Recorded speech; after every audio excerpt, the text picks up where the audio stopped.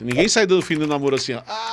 Depende do namoro. Mas se você tomou o pé na bunda, você sempre sai triste. Sejam bem-vindos a mais um episódio dos Três Elementos. Eu sou o Emílio Garcia, tô aqui com meu amigo Carlos Ruas. Como você está hoje? Eu estou bem, meu cara. Tá bem? E Pirulinha, você tá bem?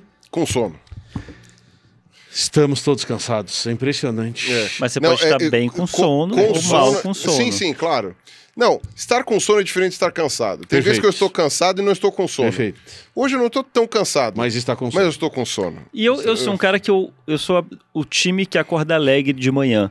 Nossa, como eu te odeio. Mesmo quando eu acordo com sono, às vezes você acorda com sono. Sim, acorda que você dormiu pouco. Eu fico alegre com sono.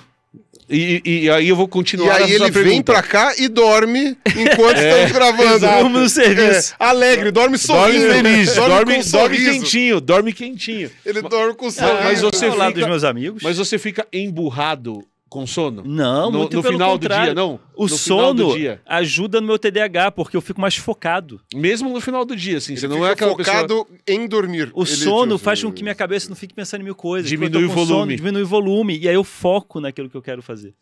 Sono Então você é o feliz que acorda e um focado antes de dormir. é.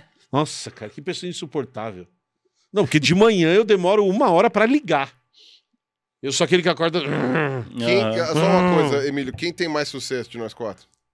É. Olha aí, ó. Acorda, trabalha enquanto eles dormem. Aí, É ó, isso o aí. exemplo de Carlos Ruas. Empreendedorismo ao nosso lado. Deixa de dormir pra trabalhar. Não, mas ele dorme, ele só acorda feliz. A gente só acorda É. puto. Por isso que quando termina os Três Elementos aqui, a gente vai pra casa, ele tá felizão. É. Porque ele dormiu bem. Dormiu umas 2 horinhas dormiu aqui. bem, aí ele acorda todo feliz. Tirou uma soneca, Opa, tirou um vamos cochilo. jantar? Eba, vamos lá. Sabe uma coisa que me cansa? De verdade? Vir Divulgação científica mal feita. Isso cansa. Isso Porque- irrita. Isso irrita porque...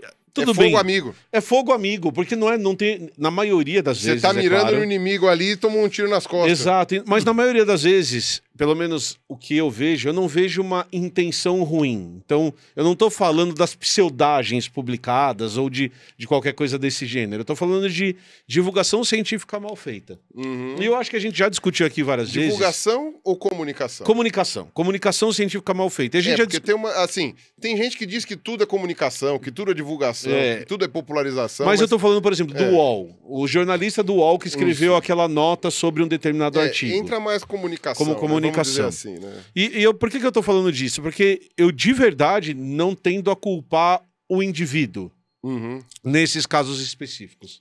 Por quê? Porque o jornalismo, ele foi sucateado, porque o cara Isso. tem que escrever 8 reportagens por dia, porque ele vai escrever sobre o pé de laranja do Palácio da Alvorada, o Corinthians, a divulgação científica, e se o Caetano estacionou no Leblon. E o horóscopo? E o horóscopo, e a mesma pessoa tem que fazer. Você não tem mais uma especialização de tema, de temática Perfeito. de jornalista, porque tá cada hora fazendo coisa, tudo PJ, então o cara vai fazer a matéria que aparecer, né? Isso, e tem uma outra coisa que é, além de não ter especialização, e a gente sabe que ler artigos científicos é algo que precisa de treino. Eu não tô falando, não é nem uma questão de pessoas sabem ou não sabem, é uma questão de quanto mais você lê, quanto mais você gasta energia naquilo, quanto mais alguém te ensina aquilo, mais eficiente você vai ficar lendo aquele artigo. Então não é simples ler um artigo de Não, divulgação um artigo científico. E não necessariamente é o artigo de divulgação científica. Por exemplo, o que eu tenho visto como problema nos últimos anos? Eles só leem o press release. Ah, também. Então, não há um entendimento de que o press release, dependendo de onde ele vem, não é um press release. Exato. Entendeu? Especialmente se o press ainda não saiu. Uhum. Né? Se o artigo oficial ainda não saiu, ou o filme, ou documentário, o que seja, você vê o press release, você está acreditando naquilo que está sendo colocado. Perfeito. E você não...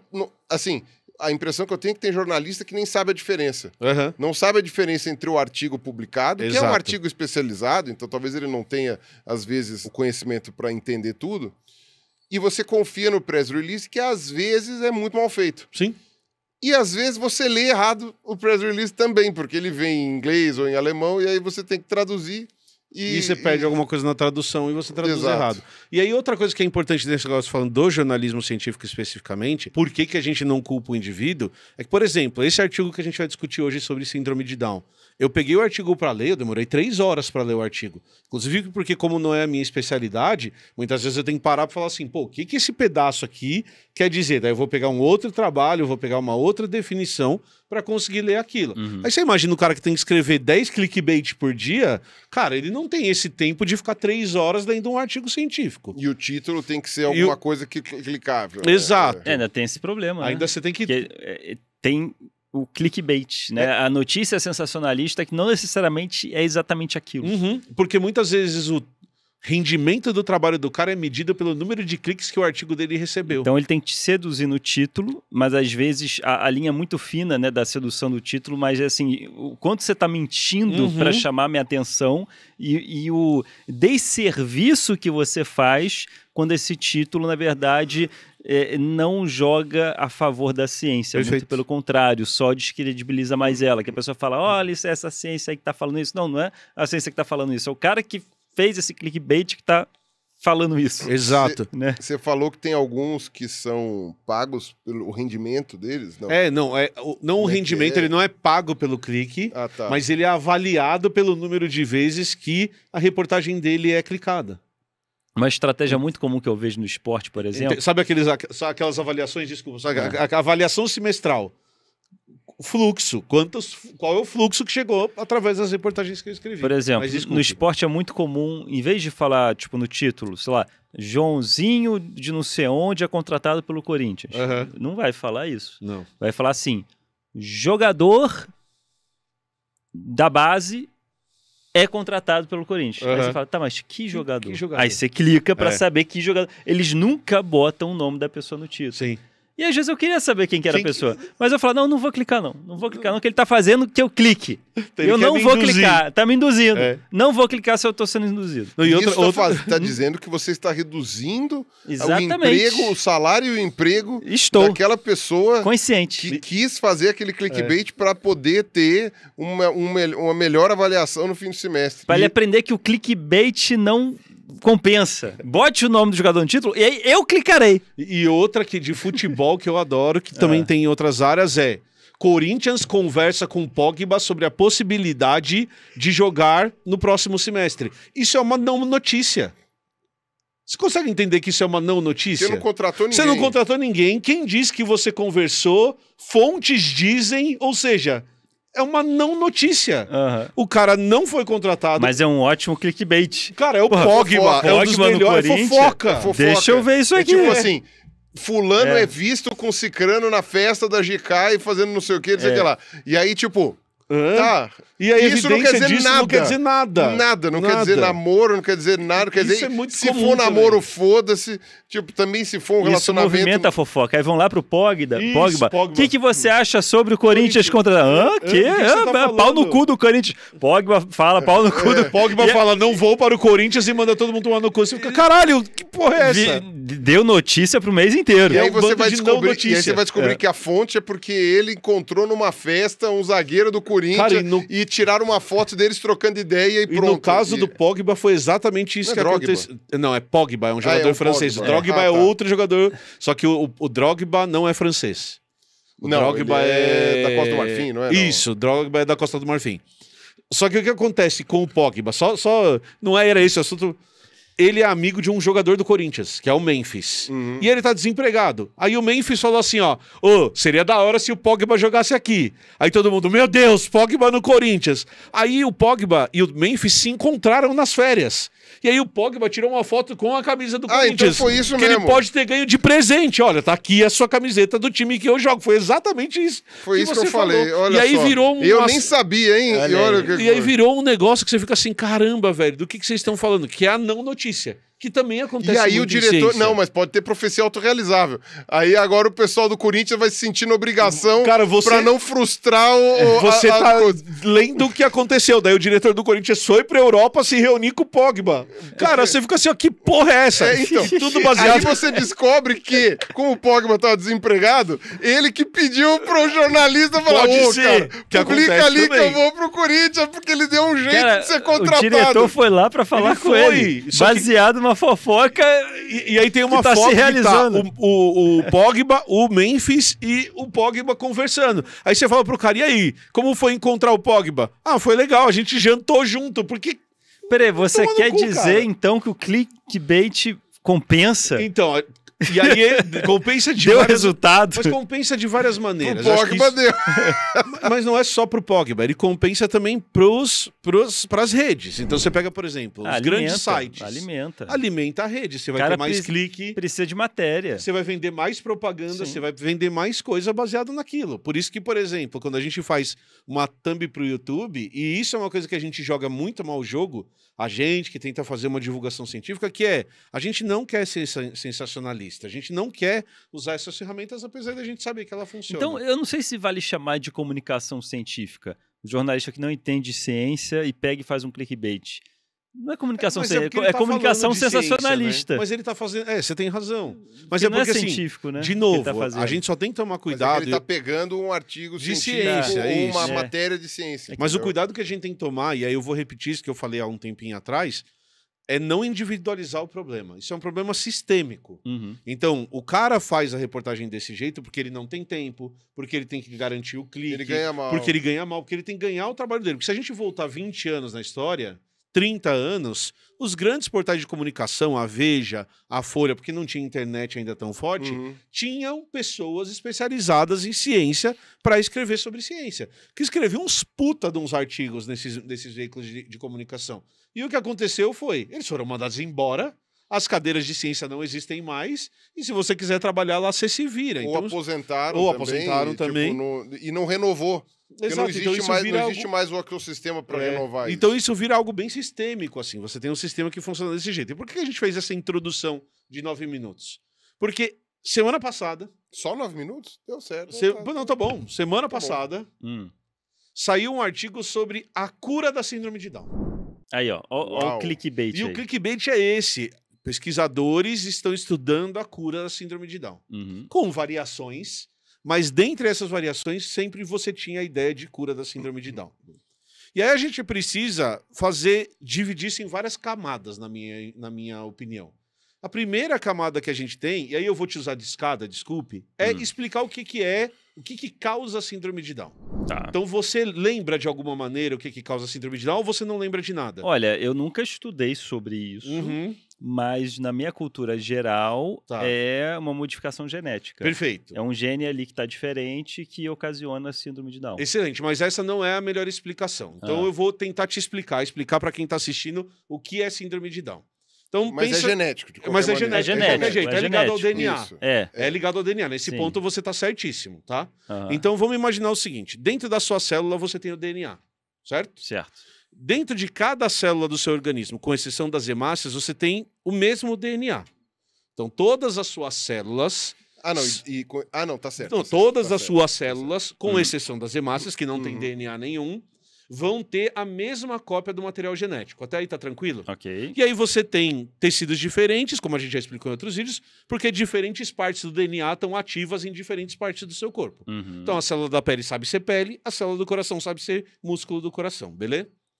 O seu DNA está organizado em estruturas chamadas cromossomos. Você lembra disso, mais ou menos? Lembra que o DNA é uma fita? Cada fita dessa que tem no seu DNA é chamada de cromossomo. E dentro de cada célula sua, você tem 46 cromossomos. Tá. Então não é uma fita de DNA só, são 46 fitas de DNA. Tá? A fita que é enroladinha e que tem os tracinhos. Isso, exatamente. Só que não é uma fita só gigantona. São várias fitas que têm todas as informações que você contém. Beleza? Tá. Ok. Dentre essas 46 fitas, 23 vieram do seu pai e 23 vieram da sua mãe. Então você tem, por exemplo... Você tem duas cópias do mesmo material. Você tem o cromossomo 1, por exemplo, que dentre as informações que tem lá, vai dizer qual vai ser a cor do seu olho. Uma veio do seu pai e uma veio da sua mãe. Seu pai tinha um espermatozoide, a sua mãe tinha o óvulo, e essa informação se juntou para fazer você. Beleza? Beleza. Uma pessoa que tem síndrome de Down especificamente, ela não tem 46 cromossomos. Ela tem 47. Entra um a mais. Ela tem uma fita inteira a mais. E especificamente a fita 21. Então a gente Tá. organizou os cromossomos no par 1, par 2, par 3, par 4, par 5. Por isso que tem como você saber Qual- antecipadamente na barriga da grávida se E ela vai Perfeito. ter, também. se o neném terá Down, porque você vê, tem Porque como você avaliar se tem. Você consegue Não ver é duas fácil, coisas. Mas não é Você fácil consegue fazer ver extração de Isso. DNA de coisa. Você consegue fazer duas coisas. Você consegue ver algumas características do desenvolvimento. Uhum. Então, no próprio ultrassom, dependendo da idade do feto, você já consegue ver, essa característica aqui é um indicativo de Down, Uhum. a partir de algumas coisas de desenvolvimento que vai ter daquele feto, mas você consegue, hoje em dia, fazer uma punção, tirar a parte dessas células desse feto, Uhum. principalmente de um feto maior. Uhum. Você não vai fazer isso com um embriãozinho pequenininho, você vai fazer isso depois de Tem um gente que faz desenvolvimento. com embriãozinho, viu? Tem vezes que faz com embriãozinho, mas Mas daí é o muito perigo é arriscado. gigantesco. E aí você consegue contar. Você coloca no microscópio, faz uma técnica de coloração, e aí você consegue contar quantos cromossomos tem ali dentro. É. Uhum. Então você tem várias síndromes que a gente fala, que são essas síndromes de número. Cromossomo. São síndromes cromossômicas ligadas a ter mais cromossomos ou menos cromossomos, beleza? Tá. Só uma coisinha, já que você explicou o Aham. padrão, até onde eu me lembro da faculdade, nem todo síndrome de Down era a cópia inteira do 21. Não, podem ser pedaços. Pode ser Podem pedaços, ser mas pedaços. tem alguns genes que são cruciais. Isso, é porque a gente... E às vezes ele junta num cromossomo só e Isso. fica um É porque a cromossomo gente bizarrão, limita mas- a trissomia do 21, porque isso é o mais comum que vai resultar em síndrome de Down. E voltando ao que você falou, é óbvio que o problema de três cromossomos é genético, ele tá ali dentro dos cromossomos. Uhum. Só que a gente identifica uma pessoa com síndrome de Down, porque, em geral, essas pessoas têm o que a gente chama de trissomia do 21. Uhum. Porque ela vai ter 3 cromossomos 21 e não 2. Hum. Então, se eu pego uma pessoa como você que não tem síndrome de Down, você tem 2 cromossomos 21. Uhum. Se eu pego uma pessoa que tem síndrome de Down, ela tem 3 cromossomos 21. Tá. Tranquilo? Tranquilo. Beleza? E tem um aspecto muito interessante da síndrome de Down, que eu acho que a gente pode falar isso antes da explicação, que eu não tenho a menor ideia de qual vai ser, porque eu não li o artigo, que é o seguinte, a síndrome de Down, ela é um ótimo exemplo de uma síndrome genética, cromossômica, que em, sei lá, 98% dos casos não é hereditária. Perfeito. Ou seja, não existe uma tendência de uma pessoa a ter um filho com síndrome de Down. Isso não existe. Não existe, tipo assim, sabe? Qualquer pessoa pode ter um filho com síndrome de Down. Qualquer É pessoa. aleatório, né? É aleatório, porque não é hereditário. Não é tipo o pai que já é trissômico, que passa. Não. É uma questão na formação do gameta. Né? Eu falei 98% porque eu acho que tem uma pequena porcentagem de pessoas que têm a chance de ter uma divisão mais diferente ali, mais anômala ali na questão dos cromossomos, mas a maioria dos casos não é hereditário. Tipo, simplesmente é possível. Tem algumas coisas vinculadas, talvez, à idade, principalmente do óvulo, né? Então, tipo, ter Sim. filho mais velho, né? Aumenta então, tipo, a probabilidade de ter aumenta, né? algum problema. Então, né, acontece. Mas, É. enfim, é importante porque às vezes a pessoa acha que genético e hereditário são sinônimos, Sim, sim. e não necessariamente. Né? Uma outra coisa que é importante dizer é que existem outras trissomias. E existem outras trissomias que geram problemas maiores no desenvolvimento. Uhum. Então, tem alguns trabalhos bem importantes, e acho que isso é legal da gente falar aqui, que mostram que quando você tem outros cromossomos que você vai ter essas trissomias, aquele embrião se desenvolve de uma maneira tão diferente que abortos espontâneos podem acontecer. E por que eu estou trazendo esse assunto agora? Porque a gente deveria normalizar abortos espontâneos. Eles acontecem com uma frequência muito maior do que a gente como sociedade discute, e eles fazem parte do processo biológico, no sentido de que o organismo ele tem a capacidade de perceber que aquele não é um embrião viável.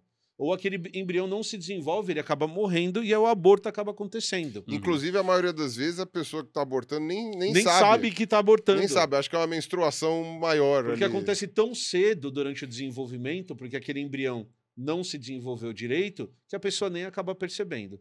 Então a gente vai falar especificamente da E trissomia. veja, a questão de normalizar o aborto espontâneo, que é algo extremamente comum, não significa, assim, diminuir o sofrimento, por exemplo, de uma pessoa que estava com muita vontade de ter filho e o filho se mostrou inviável em alguma etapa da gestação e acaba saindo.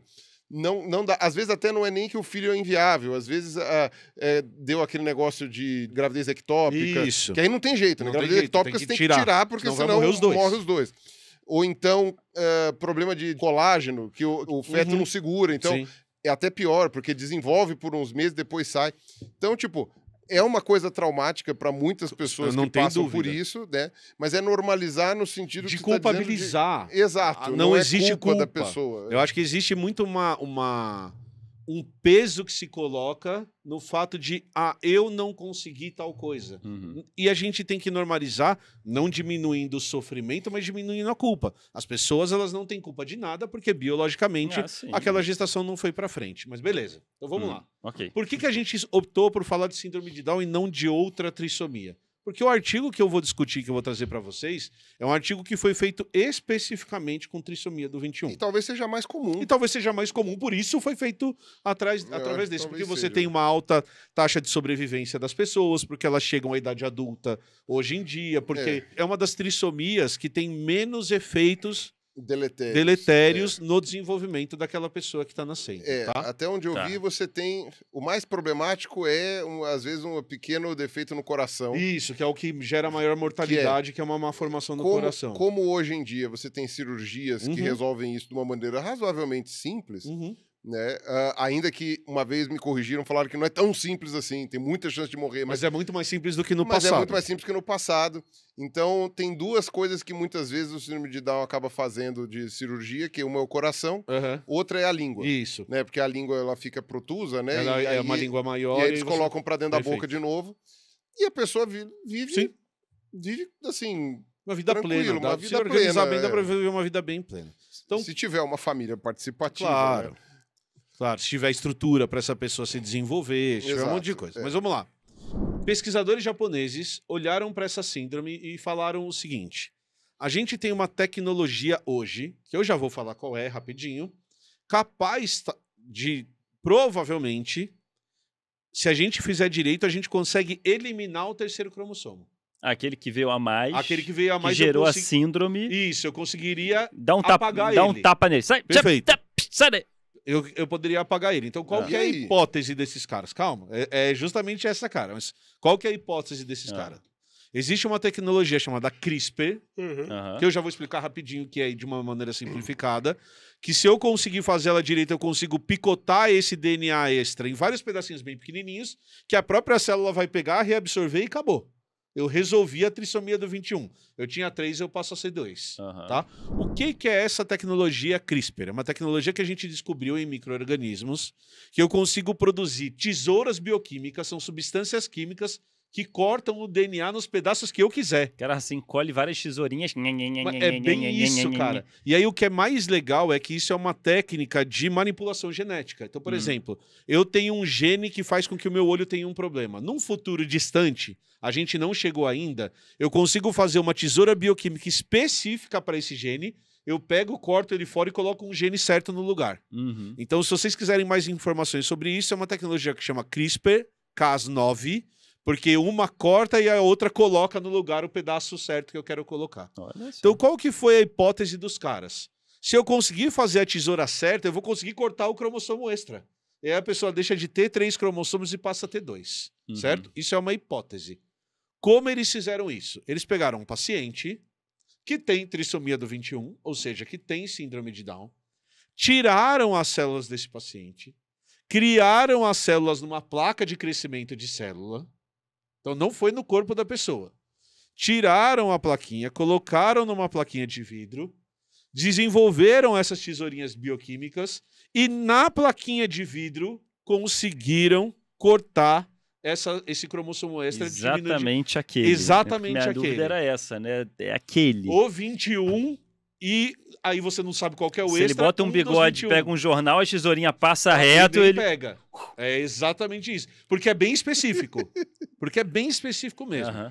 Então, o que esses caras apresentam nesse trabalho, e aqui é a primeira frase que eu tenho para falar, em nenhum momento eles afirmam que eles acharam a cura da síndrome de Down. No artigo, não tem essa informação. Disso. Eles só falaram, olha, testamos isso e na plaquinha e teve um resultado assim. Perfeito. Ponto. Ponto. Esse é o trabalho. Uhum. Então, é claro que eu estou resumindo o trabalho, é claro que eu estou resumindo o Sim. CRISPR, mas em essência, o que esses caras fizeram foi isso. E aí a discussão do próprio trabalho.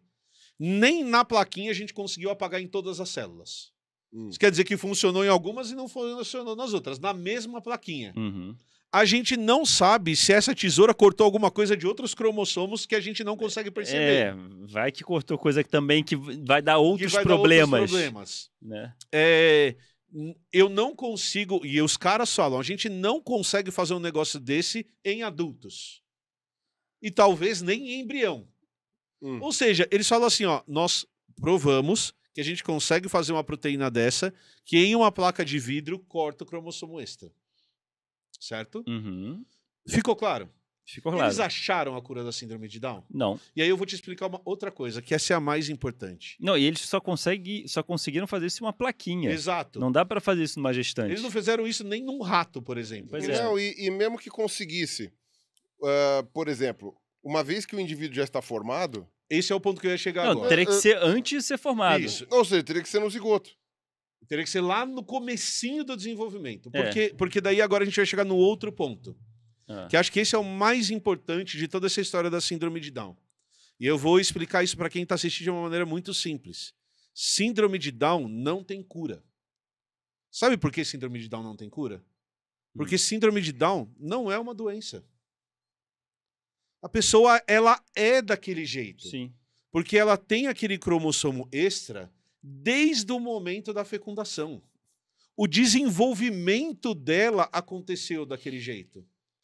Isso quer dizer o quê? Que quando aquele bebezinho nasce, por mais que eu consiga, por exemplo, no mundo hipotético tal, apagar o cromossomo extra, o coração dele já está formado com os problemas que ele vai ter. Ele não vai sofrer uma metamorfose. Exato. E se modificar. O olho dele não vai deixar de ser amendoado. Ele já é assim. Não é tudo bem, entende? Tudo bem, nós somos um grande barco de Teseu, então a gente vai ter substituições de células ao longo da vida. Tecnicamente, em 7 anos, se substituiu tudo, menos neurônio. E aí a questão é assim, a característica principal da síndrome de Down é essa. E aí, assim, a gente não está diminuindo as diferenças que uma pessoa que tem a síndrome de Down tem. A única coisa que eu estou dizendo é, não há nada para ser curado porque essa pessoa não tem uma doença. Ela é daquele jeito. Ela tem algumas doenças vinculadas à condição dela. Ela tem o coração, é uma doença do coração. É uma doença do coração, mas a doença do coração eu consigo resolver. É uma doença da língua. Mas o fato dela ter síndrome de Down, por si só, não é uma doença. Ela é daquele jeito. Quando eu estava na faculdade, me ensinaram que síndrome é um conjunto de doenças. Individuais. Isso é uma das possíveis definições. E isso era um motivo de porque me falaram, inclusive numa live recente, que várias pessoas estavam lutando para tirar a palavra síndrome. Perfeito. Para falar assim, é chamar só de Down. Apesar de que chamar de Down é o nome do cara que descreveu, isso, então teria que chamar de outra coisa. Sei lá, condição de Down, trissômico, não sei. Alguma coisa assim, mas de qualquer maneira, eu diria que é sempre o péssimo exemplo, o pior exemplo possível de quando você está falando, porque algumas síndromes geram malformações muito severas que são inviáveis. Sim. São inviáveis. E síndrome de Down, definitivamente, hoje, assim, não vou dizer que é um passeio no parque, né? A pessoa vai encontrar dificuldades na sociedade e principalmente a família, né? E a gente sabe também que aí nessas horas a condição social fala muito mais alto. Quem tem mais dinheiro consegue criar muito melhor uma pessoa com síndrome de Down, porque requer investimentos, né? Mas a pessoa vive bem. Claro. Né? Vive bem. E outro ponto que eu quero que as pessoas estejam assistindo, eu não tô romantizando, porque eu odeio isso também. Ah, a pessoa que tá no espectro autista é um anjinho especial que veio para engrandecer a minha vida. Vai se fuder que se você pensa desse jeito. A mesma coisa da pessoa com síndrome de Down. Ah, não, eu tenho um filho de síndrome de Down porque ele é um anjinho que veio... Não, é uma pessoa. Não tem essa pessoa não tem obrigação nenhuma de te transformar numa pessoa melhor. Então eu não estou romantizando a síndrome de Down, eu só estou dizendo que essas pessoas, elas não têm cura porque elas não têm uma doença, porque o desenvolvimento delas já aconteceu. E por que que eu fico puto com esse tipo de notícia da síndrome de Down ou da cura da síndrome de Down? Porque a gente sabe das dificuldades que é você ter uma criança ou um adulto com síndrome de Down em casa.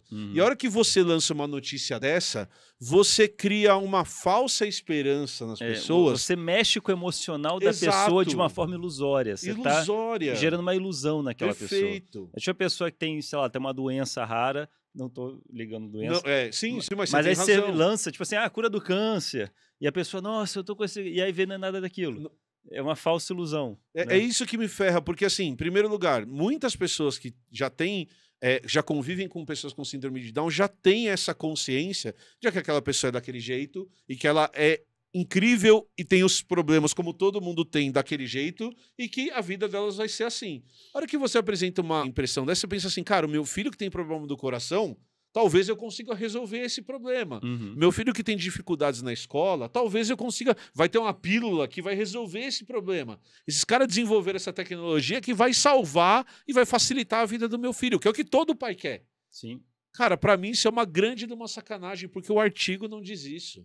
É sacanagem quem escreveu. É sacanagem de quem escreveu. Agora, Qual que é o limite do clickbait? Exato, né? esse Qual é que o ponto, cara. Até onde você pode ir no sensacionalismo buscando cliques, né? A ética e a moral do clickbait. Mas sabe, isso ferra minha cabeça. Precisamos regulamentar o clickbait. É isso. Ô, Emílio, mas teve press release, não? Não, ou foi... não. Eu não vi o press release, eu fui pro artigo direto, então eu não sei se teve. Eu sei que que às vezes pode ser problema do press release. Pode ser, mas eu sei que assim, no artigo eles não falam nada disso. No artigo eles chegam à mesma conclusão que o Rua chegou. Então eles falam, no futuro, esse futuro pode ser daqui 10 anos, 20 anos, 100 anos, a gente talvez consiga especializar essa tecnologia tão bem que eu vou conseguir analisar a genética do embrião, descobrir que ele tem síndrome do 21, trissomia do 21, e usar essa tecnologia de CRISPR antes do desenvolvimento para impedir que essas características que talvez não sejam tão legais se desenvolvam. Mas, cara, ele não dá um prazo para isso. Eles não falam que isso vai acontecer. É uma especulação. É uma especulação. Quem Ele fala, sabe? outros estudos, quem sabe Passa lá em casa um dia É desse. isso. Cara, porque isso, para o desenvolvimento de uma tecnologia dessa, você vai ter que estudar 50 anos. E tem uma coisa muito interessante também, aí é uma discussão ética, não sei nem se vale a pena abrir aqui, mas que nem, por exemplo, você falou que o síndrome de Down ele tem algumas deficiências. Tem alguns não problemas de desenvolvimento, problema do coração. Há uma velocidade diferente no desenvolvimento. Isso é inegável. Isso é inegável.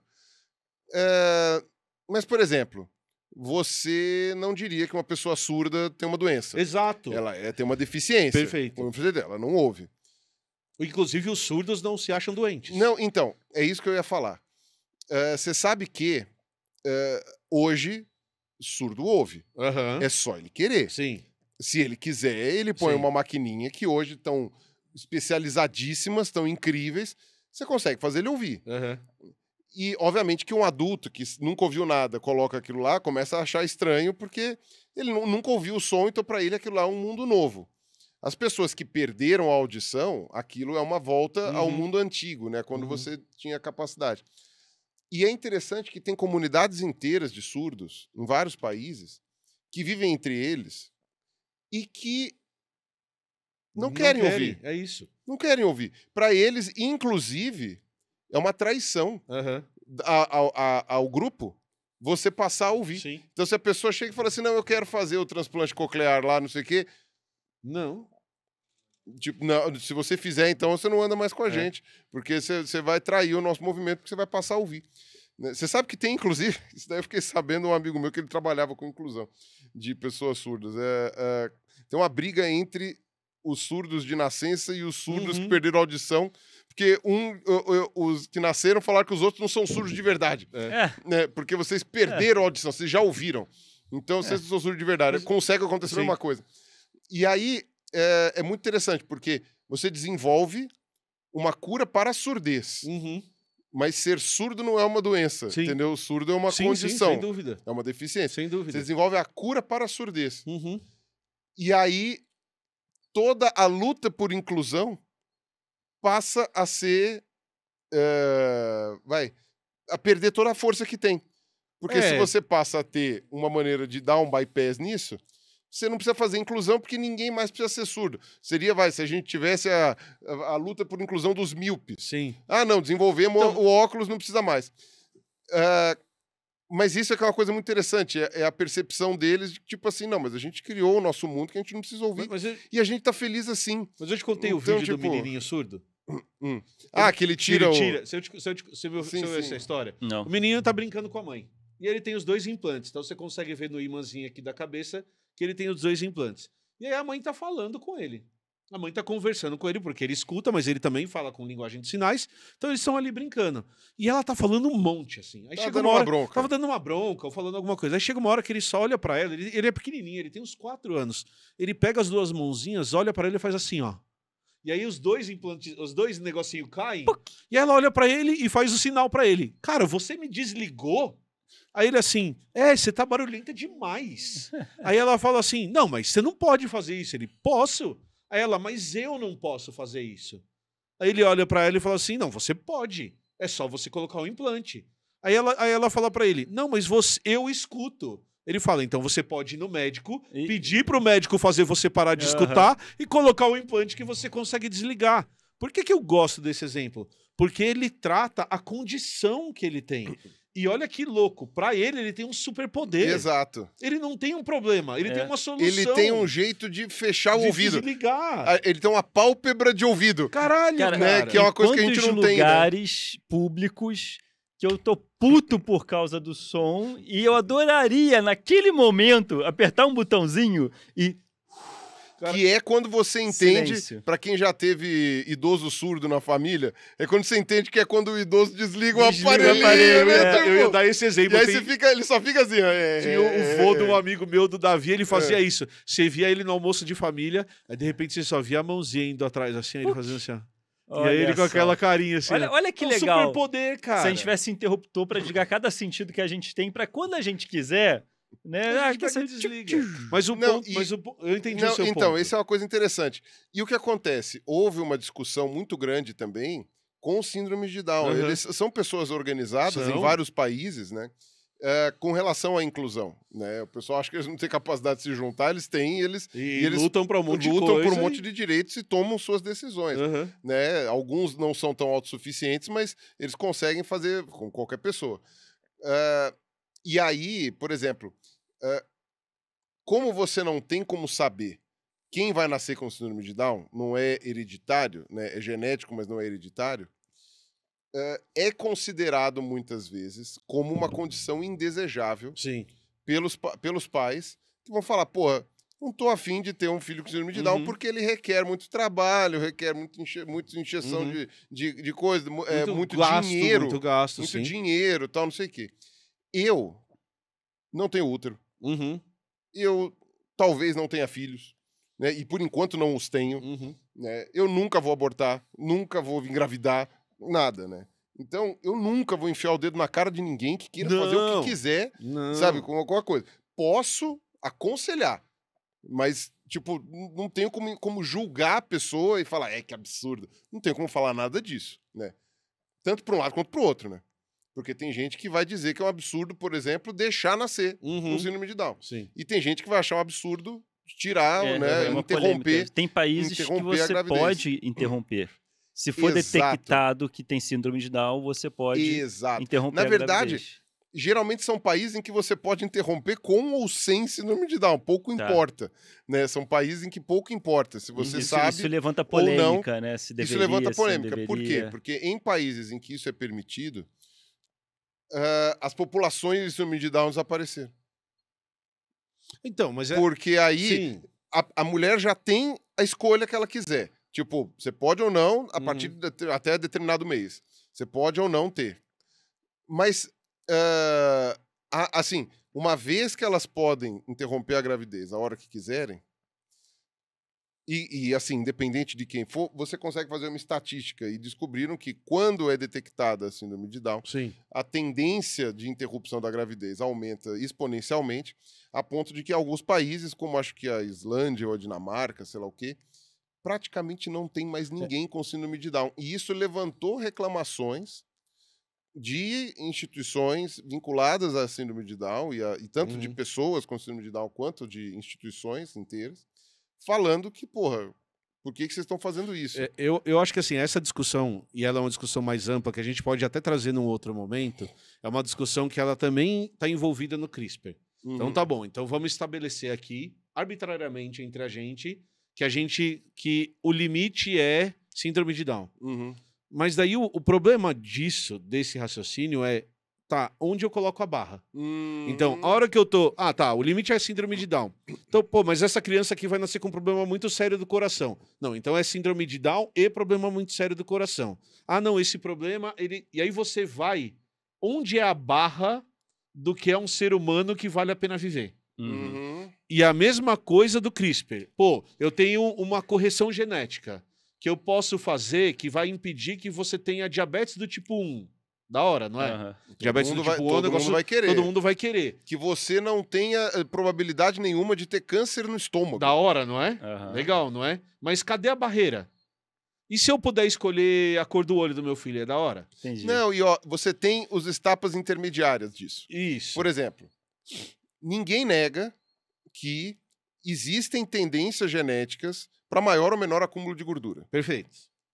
E ninguém nega que uma obesidade depois de um determinado ponto pode ser muito prejudicial para a saúde. Mas também ninguém nega que estamos vivendo numa sociedade em que, do ponto de vista social, há um preconceito contra pessoas gordas. Exato. Então, dois pais muito preocupados com a inclusão do seu próprio filho podem chegar e falar assim, olha, meu filho vai sofrer muito se ele for gordo. Nós dois somos gordos e nós dois vamos gerar não sei o quê. Desliga os genes de possibilidade de ser gordo. Então, aí você começa um ponto. Aí, ou identifica que vai ser, então interrompe a gravidez. Exato. Não quero um filho gordo. Aí outra. Tipo, a gente sabe... Não é um filho gordo. É um filho que tem Com maior probabilidade de ser gordo. Ok. Porque é diferente. Entendi. Porque em ciência a gente não fala a criança vai ser até ela é. São Exato. possibilidades. São possibilidades, são probabilidades. Que é outra mais complicada. Por exemplo, a gente sabe que homens muito baixinhos e mulheres muito altas têm dificuldade de conseguir pares românticos de longa duração. A gente sabe que é mais difícil para homem baixinho e para mulher muito alta conseguir gente que queira ficar com eles por longo tempo. E se você tem uma genética para ser muito alto e descobre que é uma menina, então pode ter um jeito de fazer com que ela não fique tão alta, ou vocês são baixinhos e vai ter um filho que tem uma probabilidade de ser baixinho, e no caso a altura é totalmente, assim, a gente consegue detectar a probabilidade genética. Sim, óbvio, nutrição e outras coisas vão interferir no pós-nascimento, mas, ou melhor, na gestação também pode interferir, mas tô falando assim, se você tá geneticamente determinado que o máximo que você vai chegar é 1,70, você não vai passar de 1,70 podendo comer, tendo a melhor nutrição do mundo. Então, você pode chegar e falar, eu vou mexer geneticamente aqui para que ele não fique baixinho. Ou mesmo, eu vou interromper a gravidez do baixinho. Não. Campanha sem baixinho no país. E aí mas digamos assim, não tem como seu filho nascer alto. Ah, então eu vou mexer no gene dos meus espermatozoides ou do óvulo. Mas eu acho que esse seu exemplo ele é muito bom, porque imagina assim, ó, quando a gente fala que uma criança com síndrome de Down pode ser abortada, é a sociedade colocando um parâmetro. A gente pode fazer a mesma coisa com a altura. A gente pode falar, peso. A sociedade determinou que não vai existir pessoas com mais de 1,70 m. Então, e a grande discussão em torno disso é...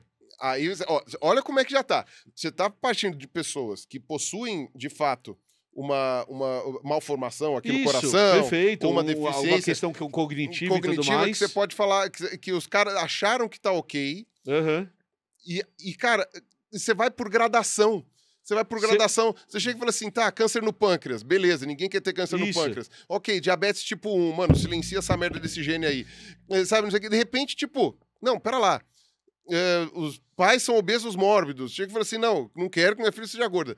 E aí, você começa a achar problema. Você começa a fazer isso, não sei o quê. Você chega em cor de olho, tipo de E aí a gente cabelo. tem um problema sério, É não. coisa, Harmonização facial. Bota um queixão nele. Mas Não, e outra? E aí você... Eu vou, Aproveita. cara, eu vou te falar uma coisa muito séria. É brincar de Eu The vou te- Sims. não, eu vou É te fazer o avatar, né? Eu vou falar uma coisa que aí é uma experiência pessoal minha. Eu vou abrir aqui uma coisa... seu coração. Eu já falei isso em uma live, se não me engano, mas eu vou abrir o coração. Vocês conhecem meus pais? Sim, Meu pai tem cabelo liso. sim. E a minha mãe tem um cabelo parecido com o meu. Aham. Quando eu nasci, meu cabelo era liso e meio claro, assim. Só que você troca de cabelo Claro. depois, né? A segunda leva A de segunda cabelo, leva de cabelo é... ele veio todo enrolado. Cara, a minha mãe sempre sofreu muito com o tipo de Ela ficou cabelo triste. dela, porque pra ela foi traumático, Aham. porque zoavam com ela na escola, porque não sei o quê. Desde que eu conheço minha mãe, ela passava horas e horas alisando o cabelo, porque pra ela era muito feio. Ela pôs na Cara, cabeça eu dela acho que isso é eu nunca feio. vi sua mãe de cabelo encaracolado. Não. É, Eu é Eu bem conheço geral. sua mãe ter- há pra você 8 ter- anos. Pra você ter uma noção, só em, sei lá, eu lembro dela com o cabelo ao natural, quando eu era moleque, que ela arrumou um jeito de fazer um penteado, assim, que ficou até uma coisa que não chegou a ser um Black Power, mas ela fez um jeito dela lá. E quando ela teve problemas de saúde Que aí ela muito teve que grave, parar de porque aí fazer ela o- não pôde fazer tratamento capilar. Mas eu não me lembro da sua mãe com o cabelo encaracolado. Sempre, ela trata o cabelo dela daquele jeito, não sei o quê, porque ela na cabeça dela é feio. Ela escolheria É em feio, você não ter esse E ela, cabelo. e ela fala com todas as letras. Ela chega e fala assim: não, acho feio. Né? Algumas. Geração, isso. É, geração Exatamente. E aí. Bonito é o liso. total. É. E isso é uma coisa que, porque pra ela foi colocado. Claro. Eu nunca vou apontar o dedo na cara da minha Não, foi mãe. traumático. Porque né? pra ela Lógico. foi traumático, Não tem entendeu? dúvida. O que eu falo pra ela é: ó, mãe, eu acho muito bonito hoje as pessoas estarem aceitando o cabelo enrolado. Perfeito, concordo. Inclusive plenamente. porque isso me ajuda, porque antes não tinha produto. Sim. Antes você eu não ti- conseguia nem Antes ter. eu tinha que ficar com o cabelo cortado batidinho, porque não tinha produto pra usar pra cabelo Perfeito. enrolado, não existia. Né? Quando começaram a aparecer, é que eu comecei, pô, e estão melhorando cada vez Sim, mais. Então, pra minha mãe, isso foi uma coisa muito complexante. Né? Cara, se ela pudesse. E olha como é que são as coisas. A minha avó adorou que o meu cabelo era Ah, que enrolado. legal. Mas, enfim, é Sim. um anjinho, tal, não sei o quê. Mas eu entendi. Se ela pudesse escolher, se ela tivesse a chance ali na hora com o médico, você quer escolher aqui? Ah, então, o cabelo dele, né? É Agora, isso. olha as implicações que isso pode ter numa, digamos assim, numa sociedade Aham. de você alisar o cabelo. Tem, Eu queria voltar para um ponto. tem um livro feito por um renomado autor brasileiro, né, escritor brasileiro, chamava O Presidente Negro. Uhum. O Presidente Negro contava a história de a eleição americana em que ganhava um presidente negro nos Estados Unidos. Uhum. Esse livro foi escrito lá na década de 30. Década de 30, né? O que estava acontecendo na década de 30. O que estava crescendo na Exato. década de 30. E o que acontece? E ele fez um livro, né, escrito que ia ter um presidente negro nos Estados Unidos. Ou seja, era uma distopia total. Total. Ninguém nunca ia imaginar que isso ia acontecer. Né? Você ainda tinha um sistema de apartheid lá e tal. E num dos plot twists do livro lá, descobriam um jeito de alisar o cabelo. Uhum. E aí todos os negros passavam a alisar o cabelo e isso era esterilizante. E aí todos os negros passavam a morrer. E aí os Estados Unidos passavam a ser um país de excelência porque eliminou os negros. Olha só. Um livro que... Não foi escrito na Alemanha esse livro, não? Você tem certeza? Brasil. Olha só. E olha o que eu vou falar. Esse livro, o autor que escreveu esse livro aqui no Brasil, ele tentou vender esse livro lá nos Estados Unidos, numa editora dos Estados Unidos. E o editor dos Estados do Sul, o editor olhou para aquilo e falou, Calma cara, aí. isso é racista demais Nem pra aqui. gente publicar. Né? Pro racista falar, cara, tá passando o limite. Imagina o limite. Até porque esse Porra. autor, que se achava extremamente branco, lá nos Estados Unidos, né, não era considerado tão branco Uhum. assim, né? Pra quem não sabe de quem estou falando do pai da Emília, né? Uhum. do pai da dona Benta, né? Exato. do Visconde de Sabugosa, Exato. né? Estou falando de Monteiro Lobato, né? Perfeito. Que durante a sua carreira foi se eugenizando, né? Total. Você pega os começos de livro dele, ele não tinha essas ideias Não, Os ainda. primeiros livros, inclusive, do Sítio o Sítio vai piorando, inclusive. Então, ele vai nesse piorando sentido. ao longo da vida É. dele. Diz que no começo até ele teve uma rejeição às ideias, Isso. mas aí depois ele foi abraçando.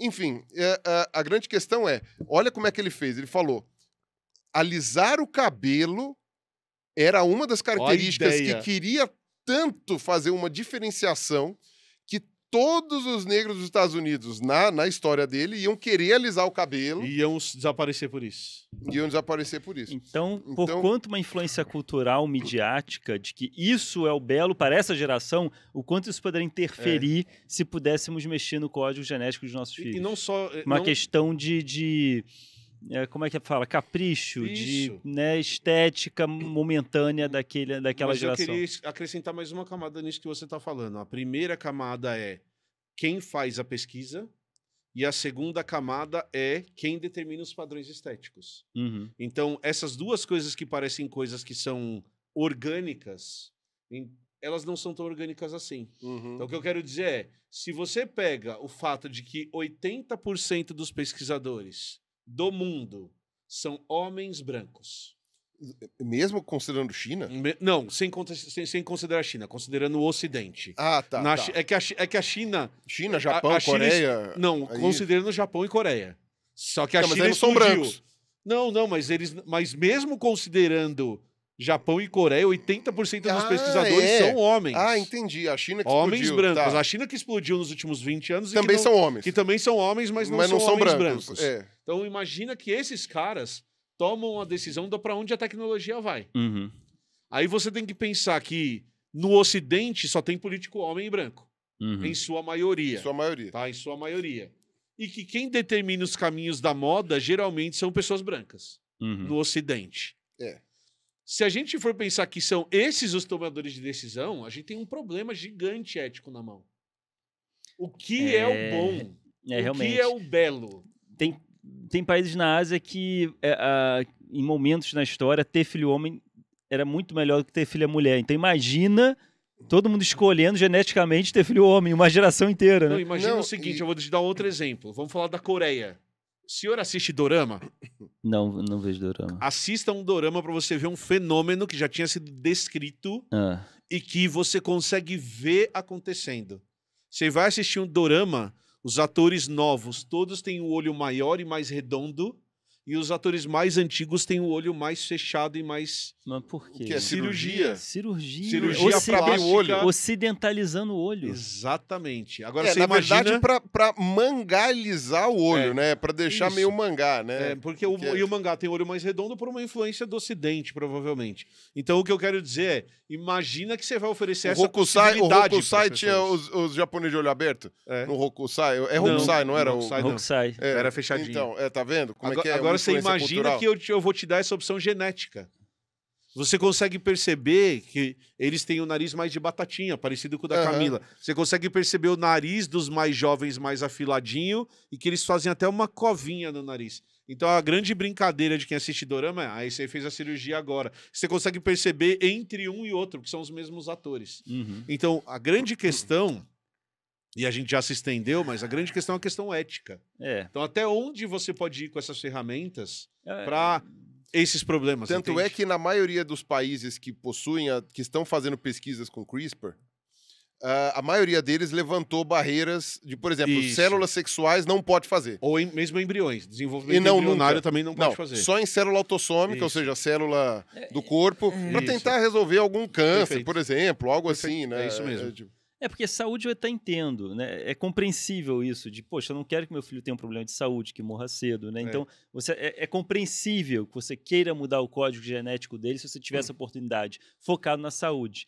Mas é compreensível também que pode ser uma porta delicada a ser aberta. Lembra até que ponto é saúde, né? Até que ponto é saúde. Lembra quando até que ponto o capitalismo pode influenciar nisso e falar, isso aqui é saúde. Não, isso é estética. Não, é saúde, tá pagando 50 mil, é saúde. Ou imagina que você tem um bilionário que quer ir pra Marte e você fala pra ele assim, ó, você pode reescrever a genética do seu filho inteira. Pois é.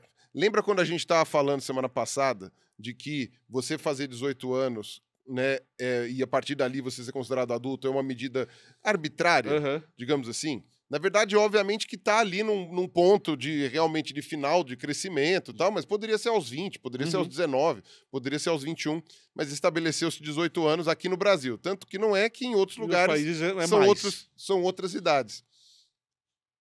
Isso é um limite arbitrário. Por quê? Porque se você tira uma foto de você todos os dias, você não vê o dia que você ficou adulto ou o dia que você é criança. É uma barra graduada. Se você for começar a ver isso daí, o limite entre uma doença, uma deformidade muito severa, Uhum. né? E, sei lá, cor do olho, é uma barra graduada. É uma barra graduada que tem cada coisa que você vai poder falar que, tipo, não, mas isso aqui é Cada saúde ou não é? justificativa Não, isso daqui pode ser saúde, mas não pode. Não, mas isso aqui não sei o quê. E aí você vai fazendo uma barra graduada, onde você vai fazer o corte do negócio e falar, não, a partir daqui pode, a partir daqui não pode. Essa é a dificuldade. Não é fácil. Não é fácil. Ok. Mas só... Vai lá. E a meu ver vai ser inevitável. Vai lá. Eu queria só, indo para os finalmente, né, recomendar um livro. Perfeito. Tem um quadrinho famoso que fala sobre essa questão, e voltando um pouco para a síndrome de Down, que é de um francês chamado Fabien Toulet, se não me engano, e é um livro chamado Não Era Você Quem Eu Esperava. Que legal. Porque na França você pode interromper a gravidez se for detectado esse cromossomo. E ele casou com uma brasileira, ele mora no Brasil, e a última coisa que ele queria, assim, quando a esposa ficou grávida, ele quis se certificar se essa criança ia ter Down ou não, porque ele queria interromper a gravidez se tivesse. Tá. Deu um resultado errado. Deu resultado inconclusivo ou errado. Alguma coisa assim. E aí ele achou que não teria, estava tranquilo, e aí ele descobriu que o filho Quando tinha. o neném nasceu, ele já nasceu com a carinha, com o olhinho amendoado. Um filho que ele queria ter interrompido, se tivesse nascido da forma que nasceu. Então ele teve uma rejeição à criança. Sim. Por isso que o nome do livro é Não Era Você Que Eu Esperava, porque ele não queria. Né? Então o livro conta ele lidando com isso. Ele tem que lidar agora com os sentimentos dele, com o que ele pensava, com os pré-conceitos que ele tinha. Né? E aquela criança já tá ali, aquela criança tá ali aí, né? Vamos conversar, né? Que da hora. E aí ele lidando com essa questão. Então o livro é Não Era Você Que Eu Esperava. Legal. Um quadrinho famoso aqui embaixo. que trabalha essa questão. Da hora. Então, gente, assim, tomem cuidado principalmente com essas notícias sensacionalistas. E principalmente a gente precisa entender do que estão falando. Então, quando a gente volta lá atrás e fala assim, por que biologia é importante? Por que aprender biologia na escola é importante? Porque você fica meio que imune a essas coisas. Então, eu não precisei ler o artigo que eu fui ler, para a hora que eu li essa reportagem, eu falei, porra, mano, não é isso. Eu tinha certeza que não era aquilo antes de ler o artigo. Por quê? Porque eu entendo que é síndrome de Down, e você fez um comentário, não é uma crítica a você, de verdade. Você estudou síndrome de Down na escola. Você estudou trissomia do 21 na escola. Todo mundo que está assistindo estudou. É claro que a gente aprende um monte de coisa, é claro que a gente esquece um monte de coisa, mas a gente deveria aprender o básico da biologia. Por quê? Porque isso faz com que a gente seja crítico àquilo que a gente está lendo.